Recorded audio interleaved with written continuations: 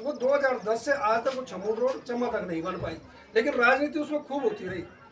मतलब even there मैंने 2008 का चुनाव लड़ा तो लोगों ने मुझे ये कह के हरा दिया कि साहब वो तो नेट्री वाला है, वो तो उस सड़क को बनने नहीं देगा। बौराड़ी में मेरा विरोध हो गया, है ना। और मतलब मैं एक बात कह रहा हूँ, इसलिए सबसे पहले हम लोगों को आपस में क्लियरिटी रहनी चाहिए कि जो मुद्दा है उसमें किसी का फायदा किसी का नुकसान का मतलब नहीं, वो जन मुद्दा है। अब आ जाता है मेडिकल कॉलेज पर। अब मेडिकल कॉलेज की जो घोषणा 2012 में हुई कि भाई मेडिकल कॉलेज नेट्री में बनेगा, उस समय जिला चिकित्सालय की क्या हालत थी। हम जिला चिकित्सालय भी नहीं थे उस दिन हम यहाँ पर स्वयं चिकित्सालय थे। उसके बाद हमको जिला चिकित्सालय का तो अब मिला ना 2004 या 5 में मिला स्टेटस।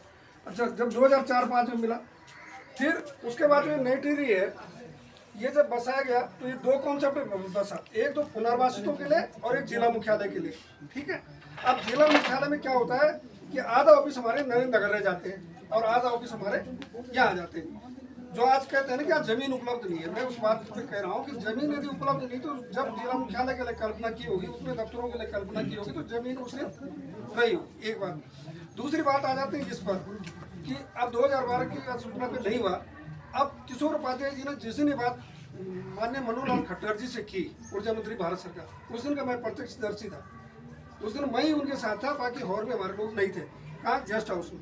अब उसके भी मैं कारण बताता हूँ। माननीय ऊर्जा मंत्री जी ने 1 मिनट नहीं लगाया उस बात को सुनने में। क्यों कि माननीय खट्टर जी 2007 में टिहरी जिले का 3 महीने तक प्रवास कर चुके थे चुनाव की दृष्टि से, और जब वो आए तो एक दिन क्या हुआ, धनोल्टी से आए, भीग गए तो वो बुखार वाखार में आ गए, तो मतलब दवाई ढंग से नहीं मिल पाई। तो उनके दिमाग में था कि ये क्षेत्र जो है मेडिकल रूप से पिछड़ा हुआ है, मेडिकल रूप से नहीं है। तो वो बात उनके ध्यान में थी। उन्होंने मुझे कहा भाई क्या है, मैंने कहा साहब स्थिति तो मेडिकल की वही है, कोई मतलब इतना बड़ा सुधार नहीं। आज हम रेफर सेंटर है, हम देहरादून नहीं जाते।